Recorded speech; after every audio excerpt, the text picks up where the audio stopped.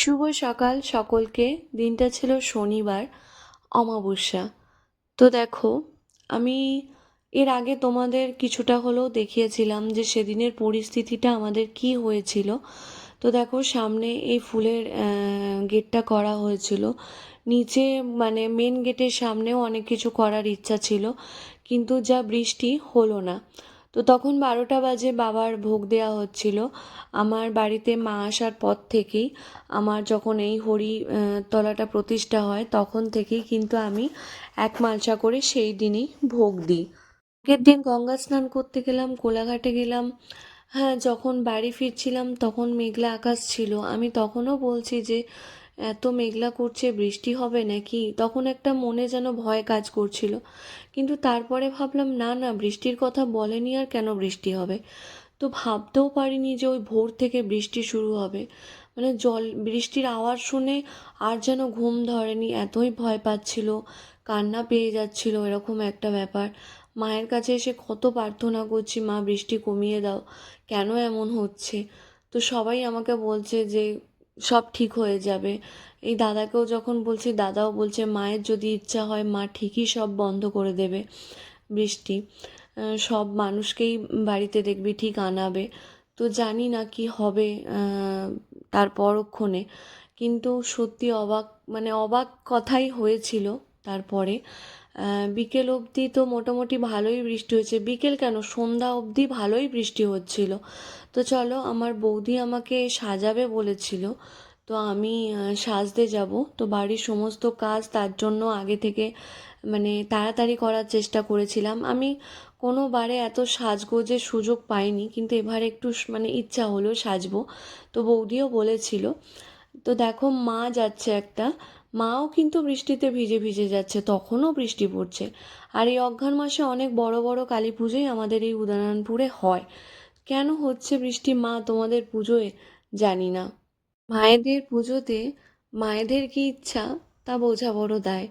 মানে এরকম পরিস্থিতি কোনোদিনও হয়নি। আর আমিও অমাবস্যায় পুজো কোনো দিনই ধরিনি, এবারে অজান্তেই ধরেছিলাম, কিন্তু তার পরক্ষণে জানতে পারলাম সেদিন অমাবস্যা। তার মানে দিনটাকে বাদ দিইনি, যেহেতু একটা সুযোগ পেয়েছি অমাবস্যাতেই মায়ের পুজো করালাম। হয়তো সেটা মায়েরই ইচ্ছা। তো দেখো, আমার সাজ মোটামুটি কমপ্লিট। আমাকে তো নিজেকেই খুব সুন্দর লাগছে, তো তোমাদের কেমন লাগছে অবশ্যই কমেন্ট করে জানিও। সুন্দরকে তো সুন্দর বলতেই হবে।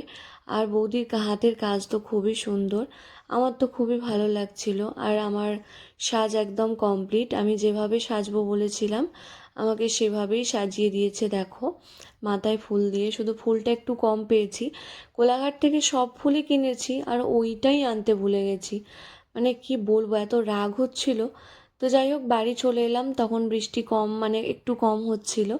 আর এইভাবেই আমাদের এই রাস্তাটায় লাইট দেওয়া হয়েছিল। আর এই মেন গেট দিয়ে ঢুকে এই হচ্ছে আমার বাড়ি। তো দেখো, মোটামুটি এসে দেখলাম অনেক মানুষের ভিড় হয়ে গেছে। আমার তো খুব আনন্দ লাগছিল। আর যত মানুষকে আমি নেমন্তন্ন করেছিলাম প্রায় সবাই এসেছে, কিছুজন বাদে।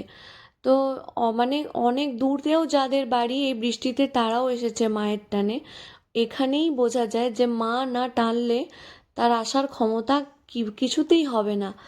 আর এই যে আমাদের বাচ্চা পার্টি, ওরা তো মোটামুটি যতক্ষণ ছিল আমার ঘরটাকে দখল করেছিল, মানে ওই বিছানাটাকে কেউ ছাড়েনি আর কি। তো দেখো, সবাই খুব আনন্দ করছে। আর এইগুলো হচ্ছে আমার মামা শ্বশুর বাড়ির লোকজন, সবাই ওরা মোটামুটি গোল টেবিল করে ফেলেছে, আড্ডা দিচ্ছে। আর এই যে আমার মা, বড় মাসিমা সবাই বেলপাতা মানে ছিঁড়ছিল। আর এই যে মাকে তো অপরূপ সুন্দরী লাগছে। এবছর মাকে আমি সকালবেলায় কাপড় পরিয়ে দিয়েছি। এই কাপড়টা ছিল মানসিকী কাপড়, মানে একজন মানসিক করেছিল। তো যারা মায়ের কাছে মানসিক করে, মা যে কাপড়টা পরে পুজো নেবে, প্রতি বছর তো একজন করেই দিতে হবে। মানে যদি 5 জনেরও থাকে, 5 জন তো পরাতে পারবে না। তো সেটা একটু জেনে শুনে বলতে হবে আমায়, তবে আমি সেরকম ব্যবস্থা করব। তো দেখো, অনেক মানুষের ভিড় হয়ে গেছে, আমার তো দেখে খুব ভালো লাগছিল। আর যেহেতু শীতকাল, সেহেতু কফির ব্যবস্থা করেছিলাম। আর এই যে এখানে খুব আনন্দের সাথে সবাই রান্না করছিল, এখানে খাওয়ানো হচ্ছিল। আর মোটামুটি ভালোই, মানে আমি যেরকম হিসেবের থেকেও আমার 50 জন বেশি হয়ে গেছে, তাতে আমার তো অনেক আনন্দ। আমরা সেভাবেই হিসেবে ধরে রাখি, কেননা সবাই আনন্দ করে আসে, এটাই আমার সবথেকে বড় পাওনা। কে কার বাড়ি এখন যায়, তাই না? মায়ের টানে যে সবাই ছুটে আসছে, এটাই যা অনেক বড় বৃষ্টি শুরু কথা। হয়েছিল, ভেবেছিলাম মনে হয় কেউই হাসবে না, কিন্তু এত মনটা আনন্দ হচ্ছে যে তোমাদের বলে বোঝাতে পারবো না। তো যাই হোক, চলো মায়ের কাছে চলে এলাম আবার। এতই রাত অবধি ভিড় ছিল যে যতবার ঘরটা মুছছি ততবার লোক ঢুকে দক্ষিণা দিচ্ছে, ধূপবাতি দিচ্ছে। মানে কোনো প্লেসই পাচ্ছে না ব্রাহ্মণ যে আহ, মাকে একটু পরিষ্কার করে ফুলের মালা দেবে। তো মাকে তখন একটু ঘি দিয়ে মোছানো হচ্ছিল, কেননা ঘি দিয়ে যে মোছায় আমি ঠিক জানতাম না। আমি এমনি মায়ের জন্য আলাদা তুলি কেনা আছে মাকে পরিষ্কার করার জন্য, সেটা দিয়েই করেছিলাম। কিন্তু এই ঘিটা মাখাতে মা একদম চকচক করছে। তো দেখো কত মালা, মা যে আমার মালা পরতে ভালোবাসে। মা সবাইকে মালা নিয়ে আসা করাবে, এমনই মায়ের মানে লীলা। মা এতই সাজতে ভালোবাসে, তোমরা দেখো, মানে শুধু মুখটুকু খোলা ছিল, এমন সকালে পরিস্থিতি হয়েছিল মালাগুলো সামনের দিকে ঝুঁকে এসেছিল। মা যে শুধু গলায় পরে আছে সে মালা নয়, একদম মানে মালা পরিয়ে রাখতে পারা যাচ্ছিল না, যার জন্য আবার ঘটে দেয়া হয়েছিল। ঘটেও প্রায় অনেক মালা ছিল, অনেক পাশে রাখা ছিল। সমস্ত ঠাকুরকে, আমার যে ঠাকুর ঘরে ঠাকুর আছে সবাইকে পরানো হয়েছিল, তাও মালা বেশি হচ্ছিল। এতই মায়ের কাছে মালা পড়ে, মায়ের মানে ঘটে চাপিয়ে মায়ের পুজো দেওয়া হচ্ছিল। আর দেখো মোটামুটি পুজো শুরু হয়ে গেছে, তখন প্রায় 12টা বাজে।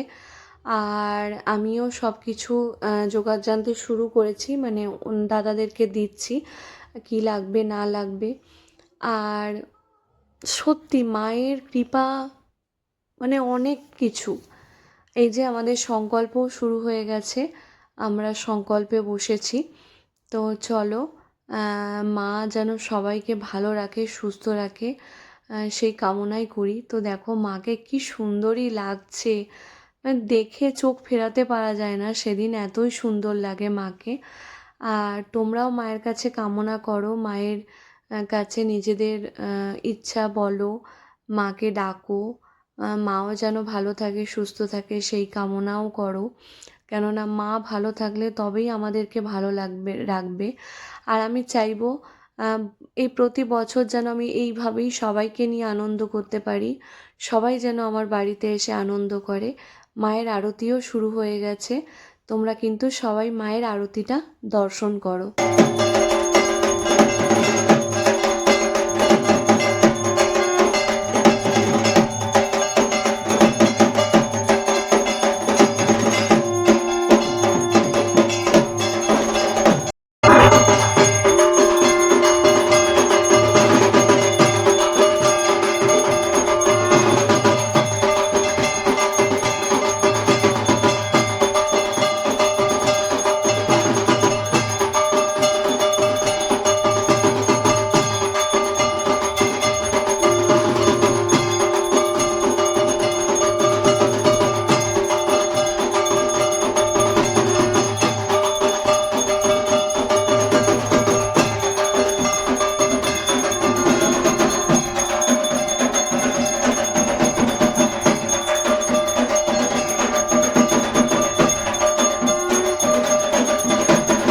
আমরা 28টা প্রদীপ জ্বালালাম, 28টা মোমবাতিও জ্বালিয়েছিলাম মাকে, মায়ের উদ্দেশ্যে।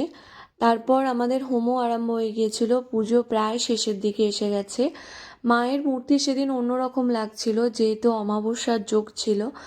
এমনি মায়ের যেন ক্ষণে ক্ষণে মায়ের মুখ মানে পাল্টে যায়, আমার তো দেখে মনে হয়। আর সেদিন একটা অমাবস্যার রাত, মা পুজো নিচ্ছে, মায়ের কত আনন্দ। তো পুজো প্রায় শেষের দিকে, হোমের কাছে সবাই তখন ছিল।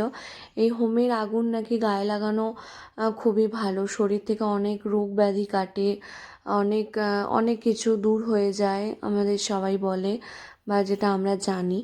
তো মায়ের তার জন্য সবাই তখন ওখানে বসেছিল। আর সত্যি কথা বলতে কি, এই আমাদের মায়ের পুজোর জন্য অনেক মানুষ আশা করে থাকে, অনেক মানুষ। এটাই আমার সবথেকে বড় একটা পাওনা, যে আমার মায়ের পুজোর জন্য অনেক মানুষ আশা করে বসে আছে। তা আমার মাকে যে এক মনে কিছু চায়, মা তাকে কখনোই খালি হাতে ফেরায় না। আমাদের বাড়ির মানে আশেপাশে এখানে যাদের বাড়ি, মানে আমার মাকে যারা চেনো, আমার মায়ের কাছে আসো, সবাই সেটা খুব ভালো করে তোমরা জানো। তো যাই হোক, আমার মা সবসময় সবার ভালোই চাইবে, এটা আমিও কামনা করি। সবাই ভালো থাক, যে যেমনই হোক, সে ভালোই হোক খারাপই হোক, যেই মানুষ যেরকমই হোক, তার যেন ভালো হয়, এটুকুই আমি চাই। খারাপ কখনোই চাইবো না, কোনো মানুষের খারাপ চাওয়াটাও উচিত নয়। তো যাই হোক, সবাই খুব আনন্দ করেছিল সেদিন। আর এত মানুষ ওই বৃষ্টির মধ্যে যে আমার বাড়িতে এসেছে, এটা আমার অনেক বড় পাওনা। কেননা অনেকের অনেক কিছু হয়, আমি এরকম কখনো শুনিনি। এটা মায়ের টানে সবাই ছুটে এসেছে। খুবই আনন্দ পেয়েছি আমি। আমার বাড়িতে যেন সবাই বছর বছর আসে। আমার মায়ের দরজা সব সময় সবার জন্য খোলা, প্রতিদিনই মায়ের পুজো হয়।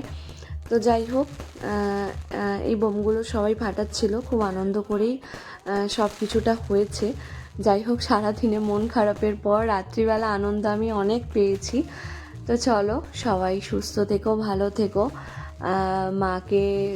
মাও যেন ভালো থাকে। মা ভালো থাকলেই আমরা ভালো থাকবো। মায়ের ভালো থাকাটাই হচ্ছে মেন।